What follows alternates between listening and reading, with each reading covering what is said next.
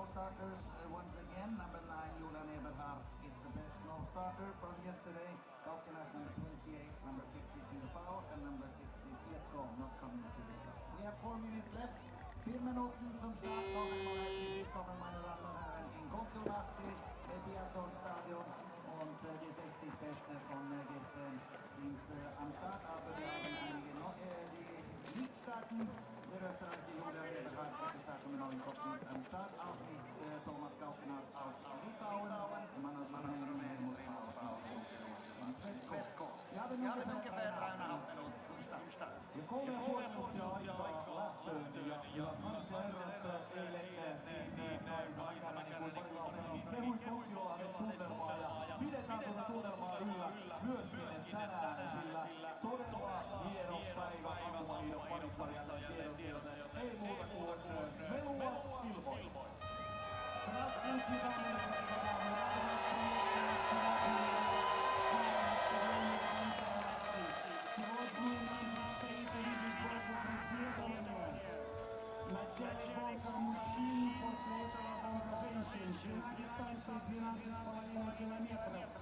Два рубежа на лёгкий и после этого 2 рубежа на стойке. 2 minutes 45 seconds left to the start, and you can see the athletes now going to the last starting position.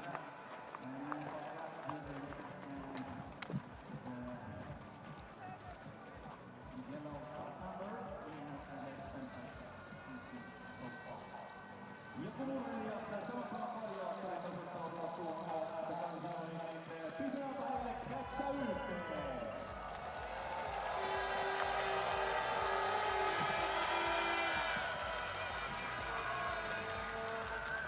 Coming down now to 2 minutes to the start as the athletes entering the starting area. 2 Minuten zum Start. Here is the man in yellow and red. Give a big round of applause for Marta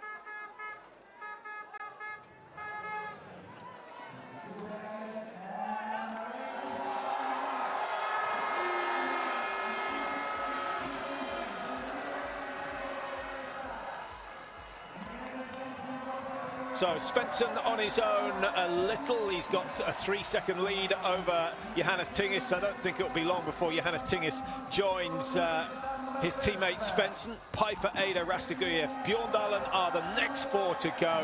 And again, the competition very, very tight.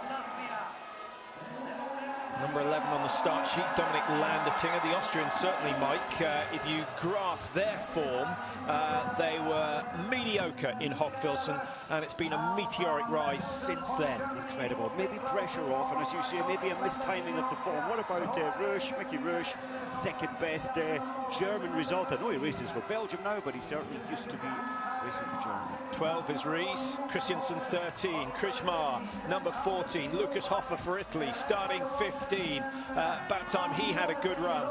Bailey, what a sensational finish to his season, but he's got a lot of work to do today. 1 minute, 1 second to make up on Martin Fourcade. If he does that, that will go down as his best performance of the year, although of course his win in the individual, his best race of the year. Windisch, Lapchin, Graf, Bauer, Birkeland, all starting over a minute behind the race leaders. And with a minute's lead over that group, Mike, Martin Fourcade already 500, 550 metres down the track. Huge advantage. Fourcade is really punching this first while. We'll get a split time at 1.1. He's really making Moravitz hurt out there. Moravitz would normally take a slightly calmer first pace, but he has to stay with this if he can. Does he, or would he be wise just to back off and make sure he might back off at the top of the wall just to give himself a chance of recovery before the first shoot? And for those of you who don't know, the distance for the men's pursuit, 12.5 kilometres. So with 5 loops to ski, 5 loops of 2.5k. Bjorndalen, I was going to say, Johannes Tingersberg probably doing the right thing there, tucking in behind Svensson on lap 1. I think so. He's pulled back the 3 seconds. He started behind him, and it's an easier journey skiing in behind somebody, so he'll probably stay there to the range. Simon Ada looking pretty light on his feet. Here comes Bjorndalen, who started for 30 seconds behind. He's now 33. So, as Mike suggested, Martin Fourcade is pushing the pace, making everyone hurt out there.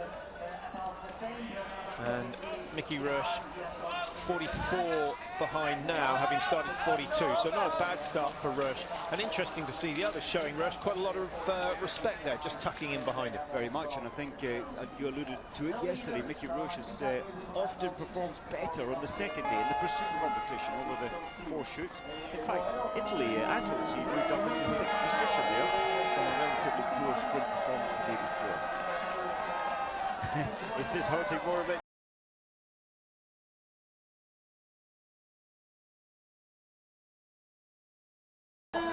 That's interesting contrast in technique. Martin is the taller, heavier athlete, but very short, sharp strides. Very light on his feet up this steep climb.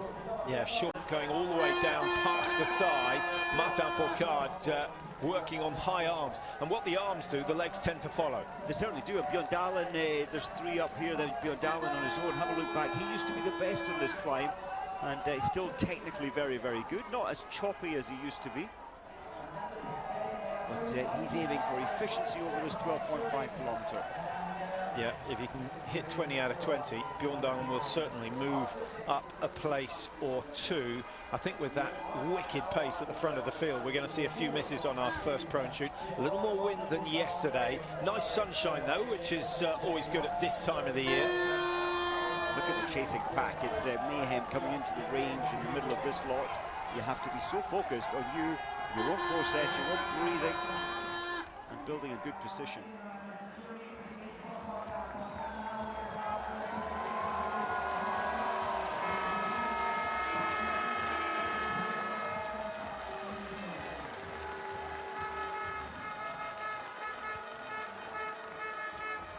Seven pursuits, and Martin Fourcade has been on the podium in all of them. He's won 6 of them. We've got this one to complete and 1 more to go in Oslo. The Crystal Globe assured already, as is the overall. I can see Fourcade and Dalmar taking the 5 individual globes apiece. France aren't going to get the relay globe, Mike, so that's 1 that they won't be claiming. Martin's excess baggage flying away from Oslo next week will be pretty heavy. 5 out of 5, and he's got this position a little longer than Moravitz. Moravitz now got the 5, he's on the chase again. Well, No one's missed a target so far, which is usually for the cue for someone to throw one wide. Well, I must say I'm impressed because the pace up the wall was very, very punishing. Ada, Bo, Svensson all stay in their respective orders. On Piper clears 5, Rastic, yes, clears 5. Now, we've never got to this stage of a pursuit, Mike, without a target being missed. Ah, there we go, and it's Oliainen Bjorndalen who throws number 3 wide. Number 3 seems to be the new tough target this season, usually 1 and 5. Well, that's quite amazing. As you said, it's unusual we get to the 8th athlete before there's a mistake in the prone. Landertinger will be the second man onto the penalty loop. Lapshin will join him. Krijmar, Destier, Rush. Now we're back to normality. And 1 or 2 of those in the pack, obviously working above their normal level. Oliainen Bjorndalen, he'll feel pretty bad mentally, disappointed that he's had to turn left onto the penalty loop. I suppose there's positives. He'll think now, I'll need to get the next 19 to remain in the top 10, maybe a top 5. And he's got some company. He was a lone skier on that first 2.5 kilometre lap. Margin's fairly substantial already, but it's Fourcade and Morovitz out front at the moment with a gap of some 18 seconds over Simonader of Austria.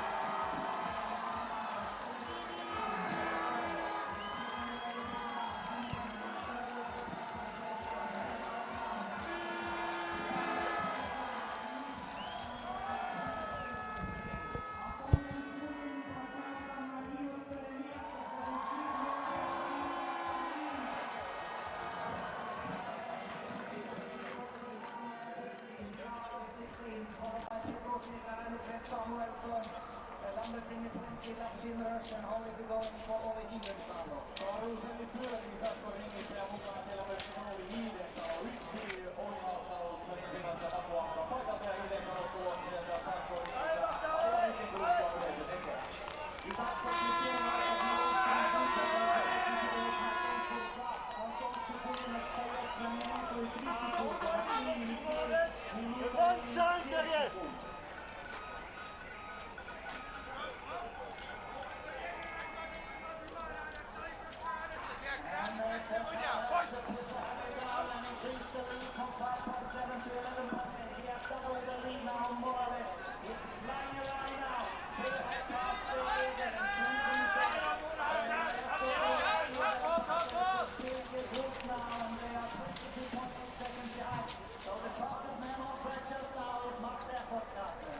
Mutta on pistänyt nyt kaasun pohjaan ja isompaa mainetta silmään eroa Moravitsiin, Svenssenin, Rösselsiersin, Neidrin ja Piperiin on taas ollut tässä toinen liito, siinä oli paikalla. Look up for he has extremely quick start to the race. He was 11 out on the range. He's now together with Lukas Hoffman, Shota Christiansen. Ensimmäisen ampunan jälkeen. Coming into the wall, it's a bigger gap now for Martin Fourcade, and he's trying to get rid of Martin Fourcade on his own at the moment, just starting to pull away from Andrej Morovitz of the Czech Republic. And Morovitz, I think wisely, just backing off on this loop. That first loop was very, very quick. Fourcade, Mike, trying to get control. Very much so. He's got 11 seconds now over the last check from Morovitz. And Fourcade, for me, didn't look nearly as strong up this climb. But there again, neither does Morovitz with the chasing 5, almost breathing on it. Just sorry, after the prone, Patrick, the best mover, as usual, is Shipulin, 29th to 11th after the first shoot. Yeah, don't forget Shipulin went from, what, 23rd to the podium last week in Pyeongchang. He's the master of the pursuit competition. There's Stitzel again, the fastest coach on the track, sprinting around the corners. He must have his 50-metre markers. You're not allowed to run more than 50 metres. He must have mapped it out beforehand. And Shipulin, of course, 21st to 4th in the World Championship, so he just missed out on a medal on that occasion, denied by Bjorndalen and Bo, and of course Martin Fourcade, who is the world champion. Now, he's been dominant, Mike, but Fourcade only got himself one individual gold medal at the Worlds. It's unusual. He laid it down. He said, all I want is 1 gold. He got it, and as if he had a mental block for the rest of them. And as he said, he's only interested this season on the overall, once again, the 6th time of asking the overall World Cup. What an athlete. I think he's got to be mentally tired, he's got to be physically tired. So are we going to see a missed target this time? The wind is definitely stronger, and that back left wind, it pushes the bullets down a little more. A back wind and a front wind always alter the rise and fall of the bullet a little more. Then the wind's dropped again. So replaces the magazine. What are we looking at? 17 seconds. I'm not sure we're going to get the stats today with so many people on the range at one time. He took it longer, didn't he? I think he must have been looking around 19 seconds for the first shot release. Yeah, the second prone and the first stand are the two shoots where he has made mistakes and he misses his first target. So suddenly the door is open. Moravec needs to concentrate on his targets rather than thinking that he might take the lead, because that's what happens. Simon Ada has absolutely rattled through his five. They've all gone down. Rastoguyevs is clear, Piper is clear, Svensson is clear, and one miss from Johannes Tingesbo. That might damage his chances. You don't want to be playing catch-up too often in this game. But Fourcade, penalty paid. He's coming out just outside the top four, and he's only 7.2 behind. Incredible speed round that penalty loop. Piper 6, and Bjorn Dahlen, of course, missed on the first loop. Chapulin is there, and Chapulin's first target goes down despite the speed he's been skiing. Remember, he started number 29. He could be into the top 10 already. Bjorn Dahlen could be going down to number 29. 3 misses, 450 metres. Actually, he might be outside the top 40, so a meltdown from the former world number 1. Well, middle of the range there, the wind is slightly different, but experience, you need to read the flags. Oliainen was furious picking his ski poles up. Samuelsson set the fastest ski time on the first lap, suffering now in the range. Another 3 shots missed.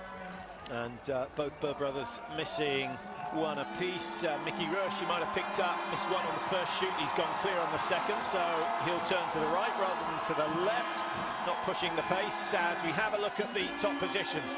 Ada now, the new leader with 2 clear shoots. Moravec stays 2. Rastoguyevs of Latvia in the podium position for the first time this year.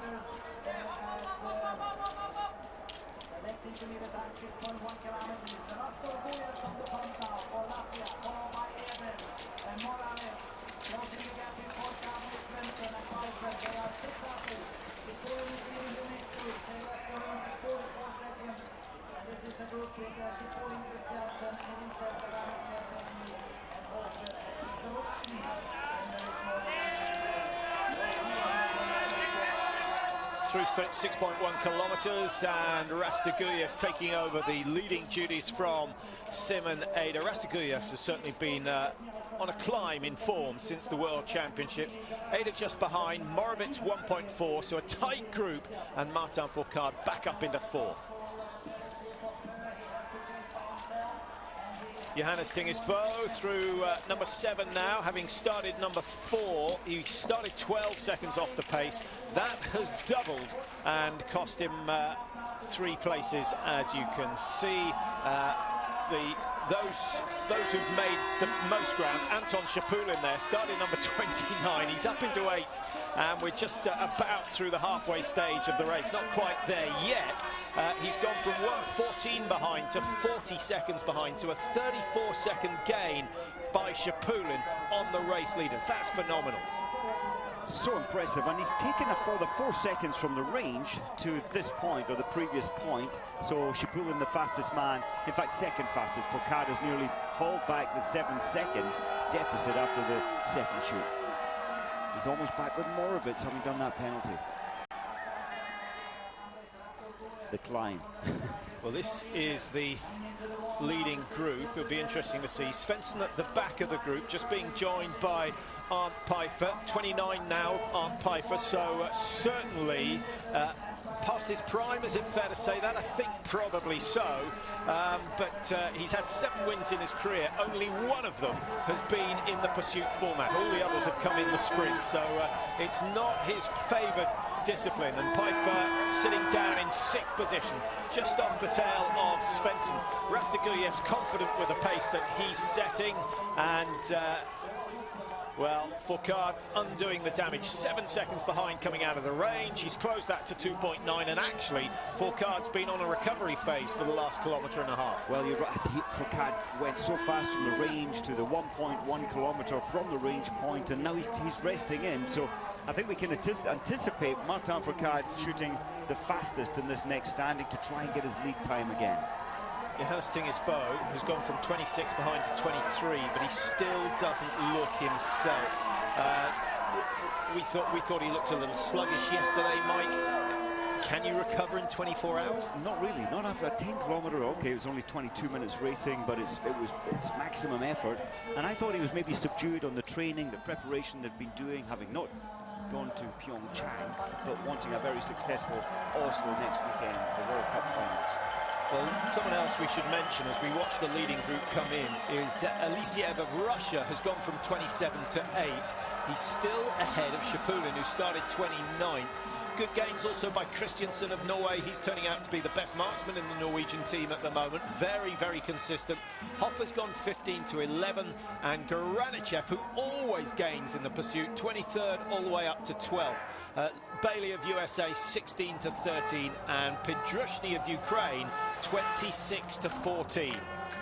Only 17 of the best 60 in this race shot the perfect 10 out of 10 in prone. Things will change in the stand. Ada, the quickest shot in the second prone shoot.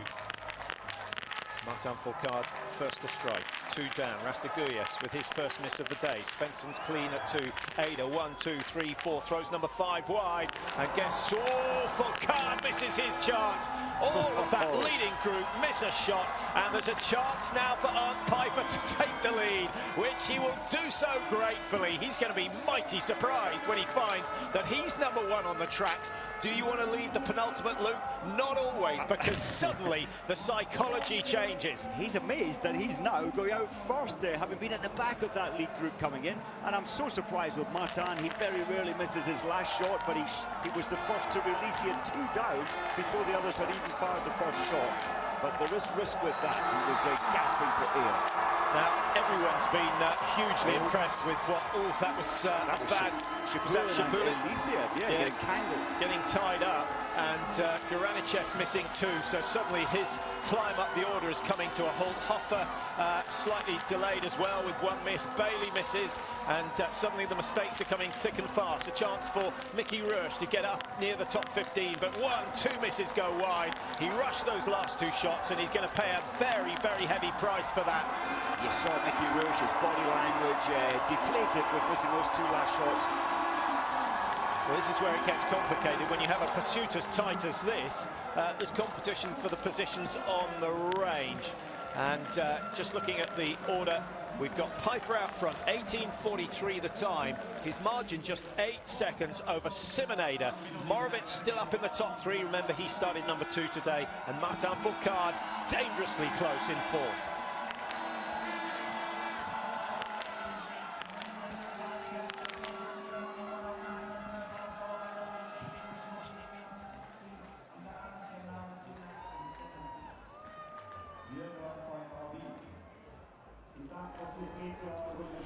One shoot to go, and still a leading group of 6. They all did each other a favour by missing 1 piece, and actually livens up the race because it's brought Arndt Pfeiffer back in touch with that leading group.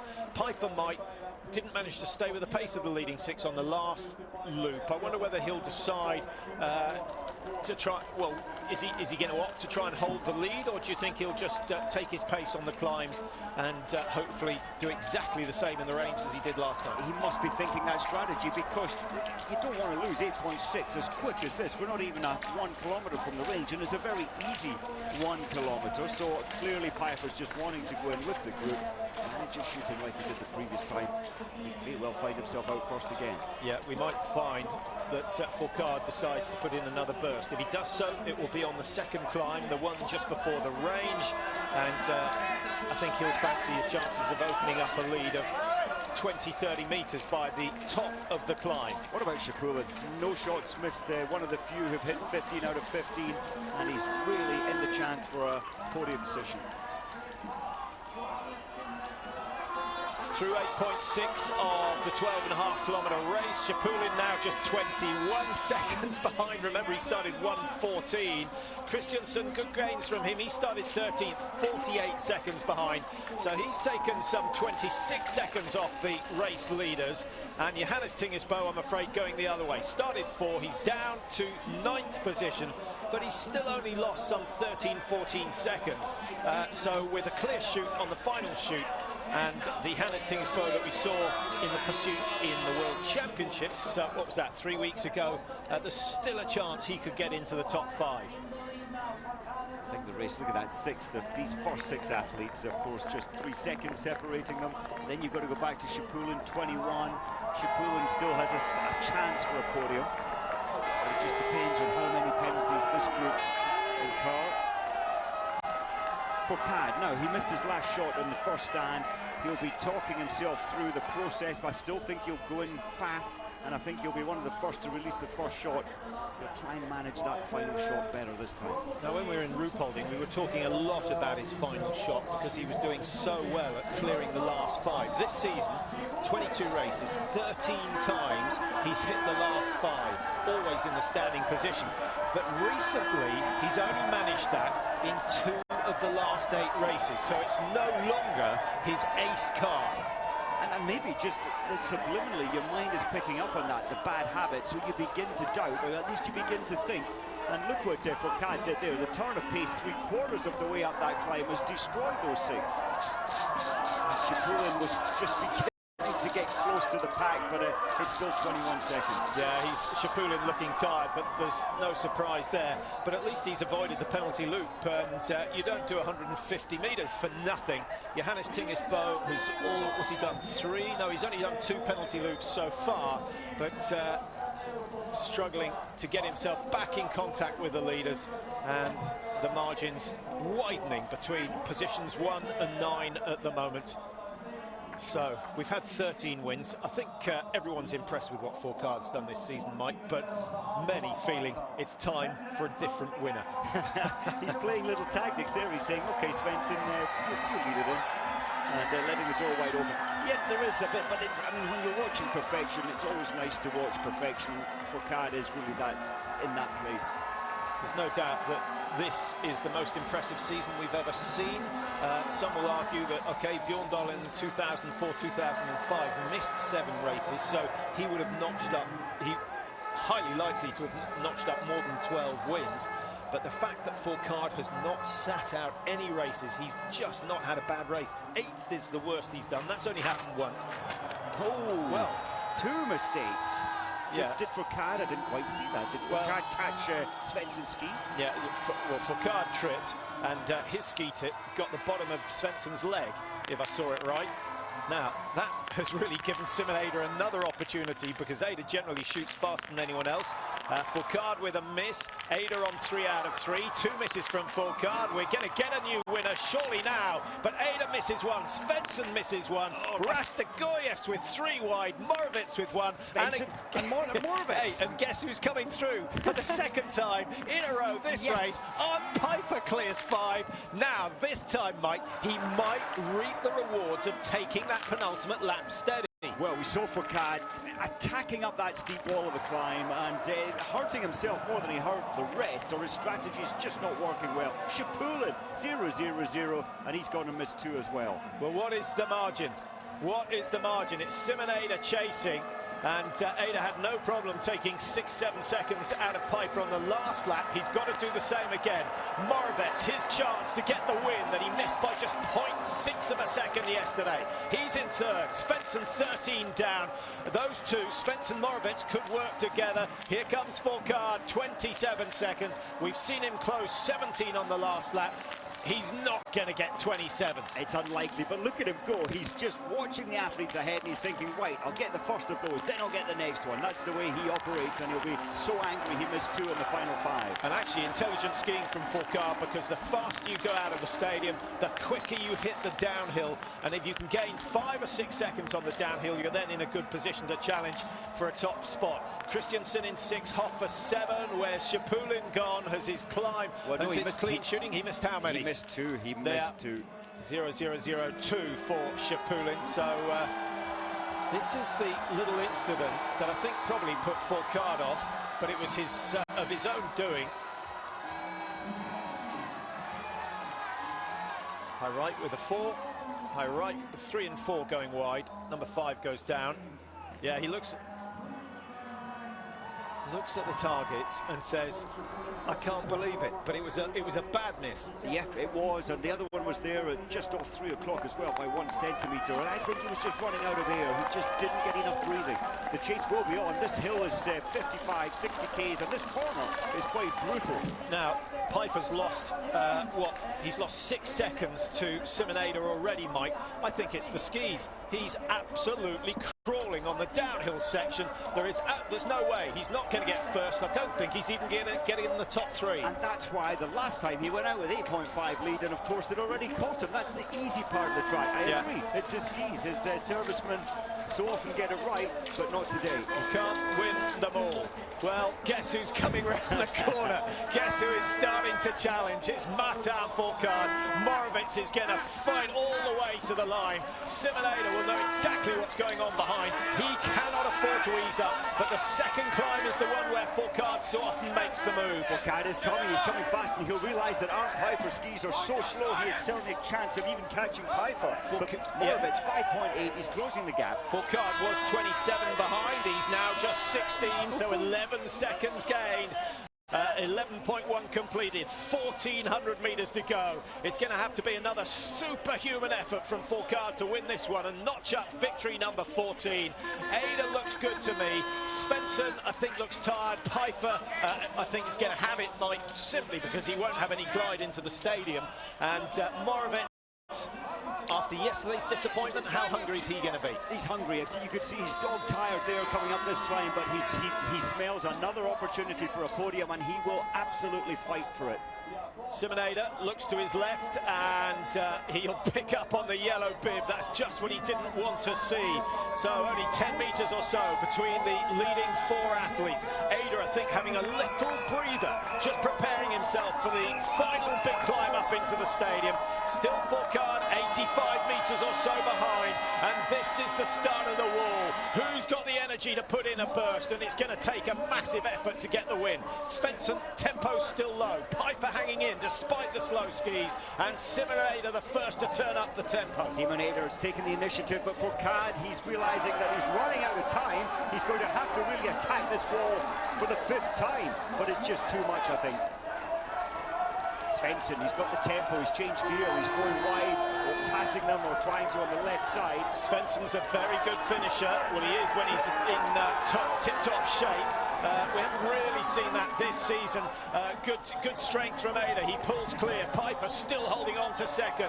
The margin was 11 seconds back to number 5, and now it's 18. So Fourcade's efforts have finished, and that's really due to the fact that he's done 4 penalty loops, Mike. Even he can only play catch-up so many times. Johannes Tingesbø may well be thinking, I can take 9 seconds out of Fourcade. Fourcade isn't realising the chasing group are closing in on him. He's not used to having people overtake him, that's certain.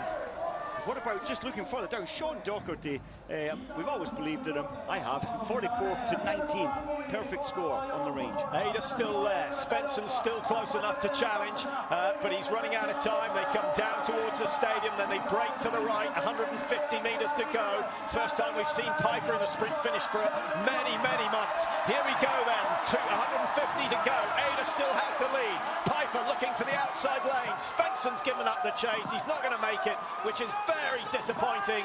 And Pfeiffer gets the... Well, can you believe that? All credit to the German. We wrote him off with the slow ski speed, but he gets the win, and he's done it on the back of 2 clear standing shoots. Well, of course, from that checkpoint, the 1.1 kilometre marker, it's basically all climbing.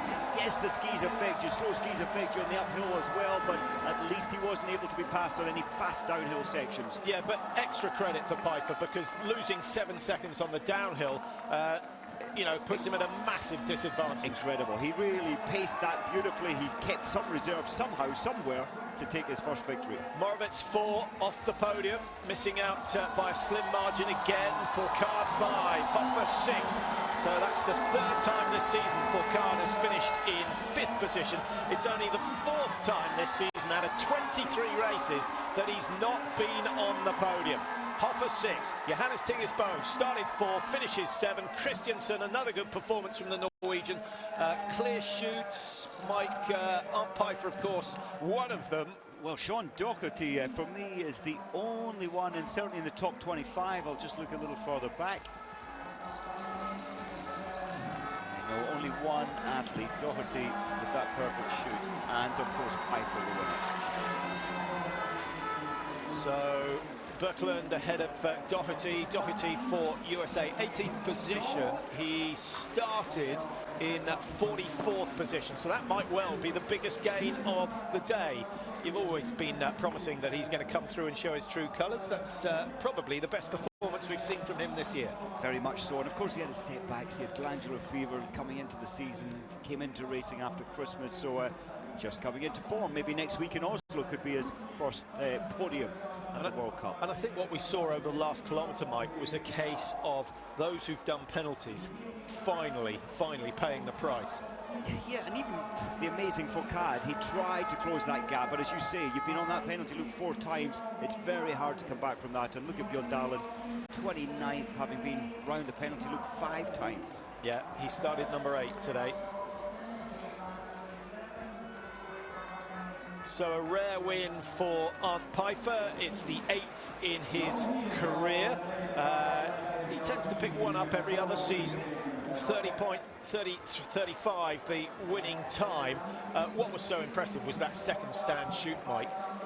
And Pfeiffer didn't really get tied up. He backed off, he came into the range behind that lead pack, didn't get involved, he kept his own strategy, and what a cool race head he has, mindset for today. Well, yeah, he was patient, but had any one of that leading group of 6 gone clear, Pfeiffer was not going to win. He definitely wasn't, but he had to budget. He didn't want to go in the penalty loop with those slow skis. He thought, I'm not going to ski an extra 150 metres, and he really backed off to make sure he nailed those 20 targets. Brave strategy, because as you say, if any of the lead pack had hit the 5, he certainly wouldn't have won today. Yeah, a little fortuitous, perhaps, because you'd normally expect 1 or 2 of the leading group of 5 or 6 to go clear, but it didn't happen today. Ada's chance went with that miss. Slightly disappointed with the sprint finish. I thought we might see some fireworks from Svensson. Svensson tried. He went way too, as we looked down, he went way over to the right, the long way around, and no, he just didn't have any spark left. He gave up at the end of the straight, realizing it just simply wasn't possible. Pfeiffer, I think, did the right thing. He made Ada do all the work on that last lap and just took him in the final 100. Well, the fans who've turned up will have enjoyed that. Mark Kirchner will enjoy that massively, to see his man take the win. You would have thought he could afford a smile after that success. So in terms of the Germans this year, Mike, Schemper's obviously won on 2 occasions. Benedikt Doll took the world sprint title in Hoffelsen. Now we've got Arndt Pfeiffer on top of the podium. I think they've had a good season, and we've still got 4 Germans in the top 15, so they've been reliable. Mark Kirchner doing a good job, and he's bringing new athletes in all the time. Norraf, Roman Rees starting as well. They've come from the IBU Cup.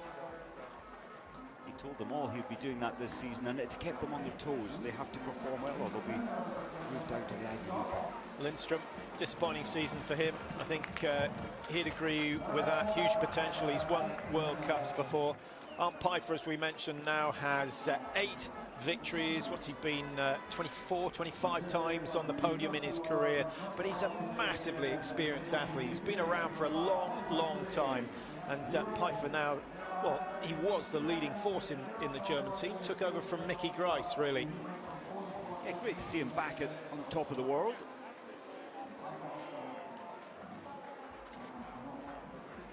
Well, lovely conditions here in Finland. The women's race still to come. Here we go. There's confirmation. 8 wins, 25 podiums from 245 races. You can work the percentages out yourself, but not bad. No comparison to Fourcade or Bjorndalen, but there aren't many who notch up 8 World Cup wins in their career. He's 29 now. I think, is he going to be one of those who steps aside after the Olympic Games next year? It's quite possible.